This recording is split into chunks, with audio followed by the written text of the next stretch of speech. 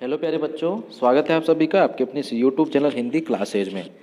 जी हाँ, आज हम पढ़ेंगे बीए सेकेंड ईयर यानी कि स्नातक द्वितीय वर्ष हिंदी साहित्य के अंतर्गत आपके चैप्टर है भूषण। कवि भूषण के कुछ पद्यांश आपके पाठ्यपुस्तक में है। तो यहाँ पर मैं आपको बता दूं कि कवि भूषण के जो काव्य है उससे संबंधित सप्रसंग व्याख्या आपसे पूछी जाएगी, साथ ही लघुत्रात्मक और निबंधात्मक प्रश्न भी आपसे पूछे जाएंगे। तो आपको निबंधात्मक प्रश्न भी अच्छे से देखने हैं, याद करने हैं। आज के इस वीडियो में हम भूषण से संबंधित जो महत्वपूर्ण निबंधात्मक प्रश्न है उस पर हम बात करेंगे। और इससे पहले भी हमने एक महत्वपूर्ण अति महत्वपूर्ण निबंधात्मक प्रश्न था, उस पर बात की थी, चर्चा की थी। आज फिर से एक और क्वेश्चन है कवि भूषण को लेकर के जिसकी संभावनाएं रहती है परीक्षा में आने की, उस पर हम बात करेंगे। चलिए शुरुआत करते हैं। उससे पहले मेरा आपसे कहना है कि यदि आपने अभी तक चैनल को सब्सक्राइब नहीं किया तो चैनल को सब्सक्राइब जरूर कर ले, साथ ही बेल आइकन पर भी क्लिक कर ले ताकि और आने वाले अच्छे अच्छे वीडियोज़ के नोटिफिकेशन आपको मिलते रहे, उनका लाभ बेनिफिट आपको मिलता रहे। तो लीजिए शुरुआत करते हैं। देखिए, प्रश्न आपसे पूछा जा सकता है कि भूषण वीर रस के अप्रतिम कवि हैं, इस कथन के आलोक में भूषण के काव्य की विवेचना कीजिए। अथवा प्रश्न पूछा जा सकता है कि भूषण के काव्य में वीर रस की भावना कूट कूट कर भरी हुई है, इस कथन की साधारण विवेचना कीजिए।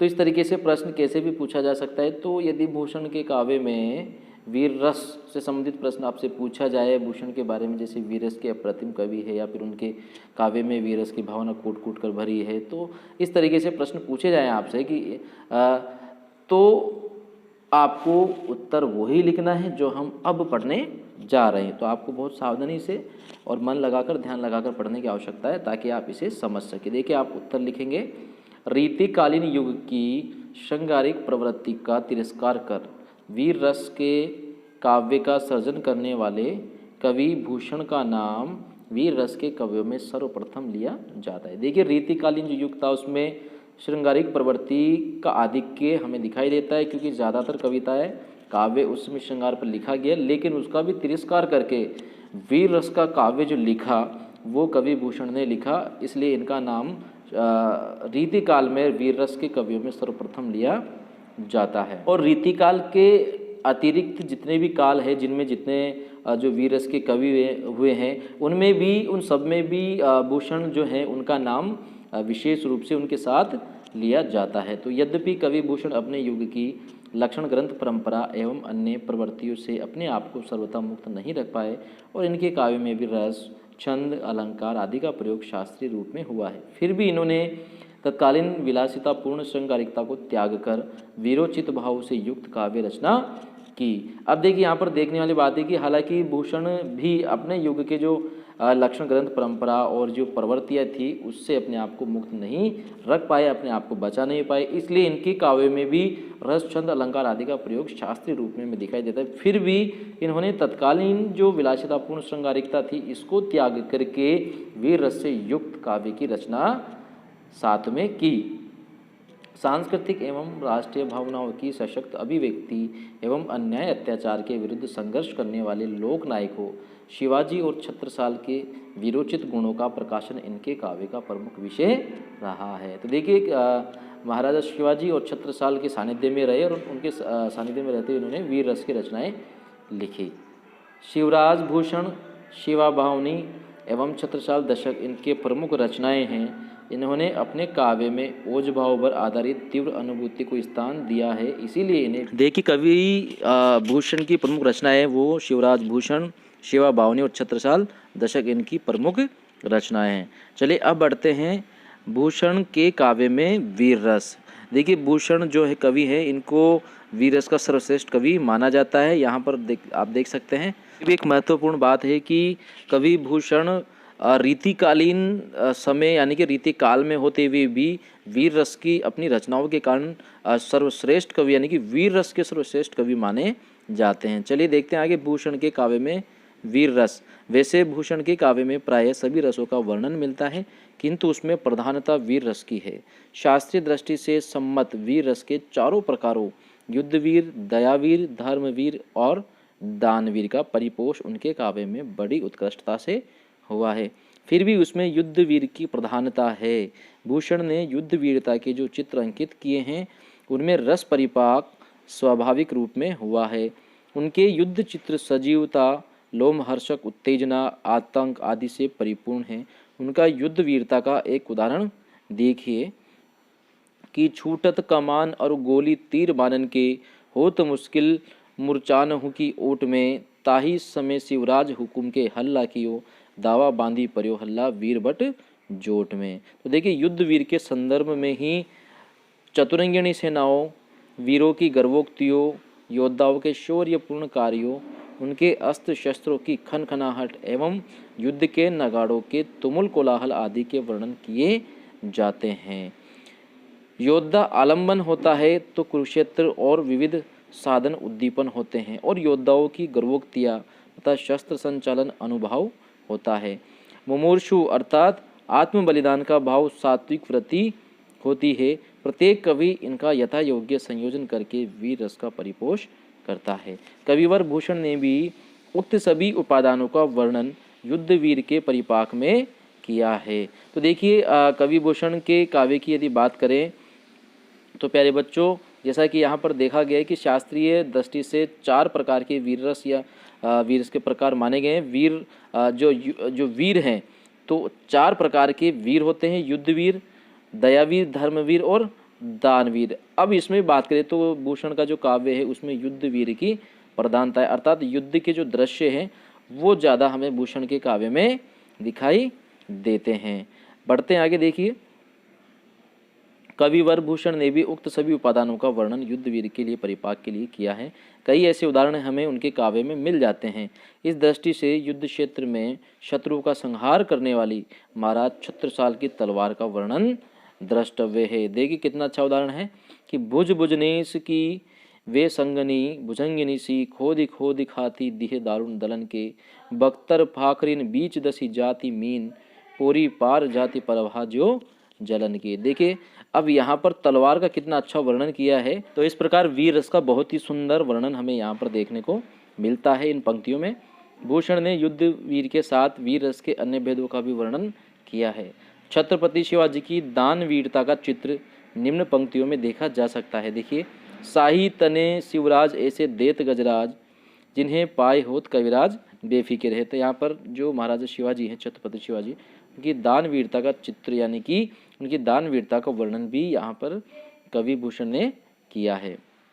वीर रस में ऊहात्मक शैली, भूषण ने वीर रस में कहीं कहीं ऊहात्मक शैली का प्रयोग भी किया है। भूषण ने अपने रस वर्णन में चमत्कारवादी प्रवृत्ति को अपनाया है। इस कारण उन्होंने अतिशय चमत्कारी वर्णन किए हैं। सैन्य संचालन के प्रसंग में शेषनाग के फणों का केले के पत्तों की तरह फट जाना, सिंधु का आंदोलित हो उठना, पृथ्वी पर धूल छा जाना आदि का उन्होंने चमत्कारिक वर्णन किया है। तो इस प्रकार से वीर रस में ऊहात्मक जो शैली है उसके भी दर्शन हमें भूषण के काव्य में होते हैं।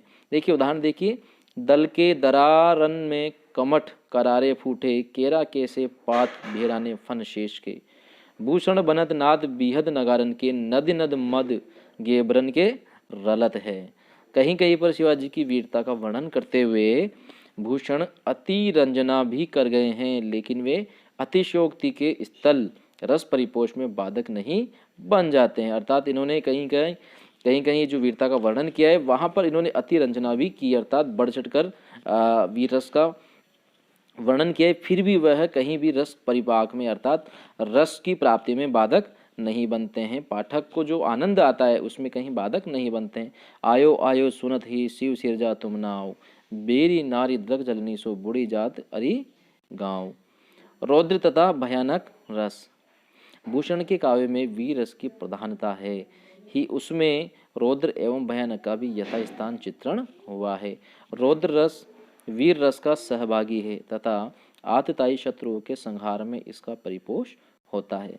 तो भूषण ने इसकी अनेक स्थलों पर सुंदर अभिव्यंजना की है। अब यहाँ पर देखिए वीर रस का तो प्रयोग किया ही है, लेकिन वीर रस की प्रधानता के साथ साथ भूषण के काव्य में स्थान यानी कि यथा स्थान उपयुक्त स्थान पर उपयुक्त जगह पर रौद्र एवं भयानक का भी प्रयोग किया गया है। तो देखिए कवि भूषण ने वीर रस के साथ रौद्र और भयानक का भी यथास्थान चित्रण किया है, क्योंकि रौद्र रस वीर रस का सहभागी है। उदाहरण देखिए, भूषण बनत चैन उपजे शिवा के चित्त, 64 नचाए जबे रेवा के किनारे में, आतन की तांत बाजी खाल के मृदंग बाजी, खोपरे की ताल पशुपाल के अखाड़े में। भूषण ने नायक पक्ष में वीर रस तथा शत्रु पक्ष में भयानक रस का वर्णन कर रसोत्कर्षता का सुंदर निर्वाह किया है। अंग रूप में अन्य रस। अब यहाँ पर देखिए, भूषण के काव्य में अन्य रसों का अंग रूप में सफल परिपाक हुआ है। उनके काव्य में विभत्स रस वीर रस के अंग के रूप में दिखाई देता है। युद्ध क्षेत्र में शत्रु सेना का संहार करने के बाद जो दृश्य सामने आता है उसमें विभत्स रस का परिपाक सर्वोत्तम हुआ है। तो यहाँ पर देखिए, वीर रस के साथ ही अन्य रसों का भी सफल परिपाक हुआ है, अर्थात अन्य रसों का भी सफल प्रयोग कवि भूषण अपने काव्य में करते हैं। चलिए बढ़ते हैं आगे। उदाहरण देखिए, यहाँ पर अन्य रस का प्रयोग जो उन्होंने किया है उसका बहुत अच्छा उदाहरण है कि किलकती कालिका कलेजी की कलल करी, करी के अलल भूत बेरो तमकत है।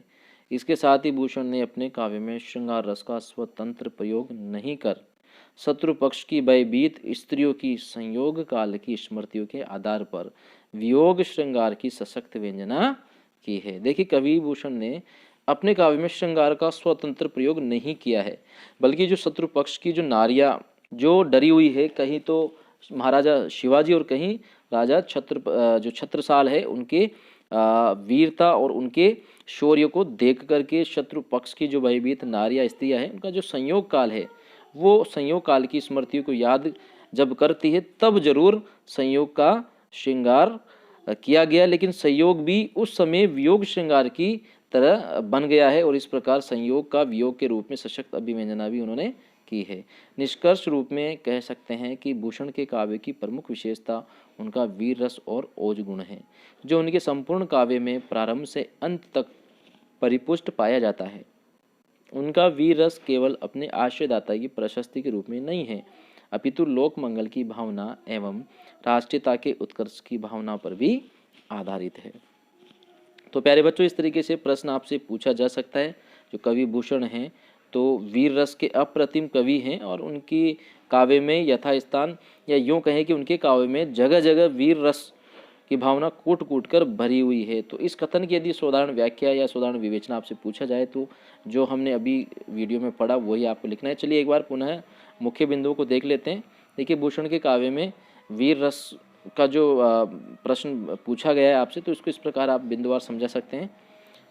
सबसे पहले भूषण के काव्य में वीर रस, तो वीर रस के बारे में आपको समझाना है उदाहरण देते हुए। चलिए बढ़ते आगे। दूसरा महत्वपूर्ण बिंदु है वीर रस में ऊहात्मक शैली, यानी कि जो वीर रस का वर्णन करते हुए भी उन्होंने चमत्कारिक जो प्रवृत्ति है उसको अपनाया है। कई जगह अतिशय चमत्कारी वर्णन उन्होंने किए हैं, तो आत्मक शैली के दर्शन भी मिलते हैं। तीसरा बिंदु है रौद्र तथा भयानक रस, यानी कि वीर के साथ साथ रौद्र तथा भयानक रस का प्रयोग भी उन्होंने अपने काव्य में किया है। और अंग रूप में अन्य रस, यानी कि आंगिक रूप में अन्य रस जो हैं उनका भी सफल परिपाक उन्होंने अपने काव्य में किया है।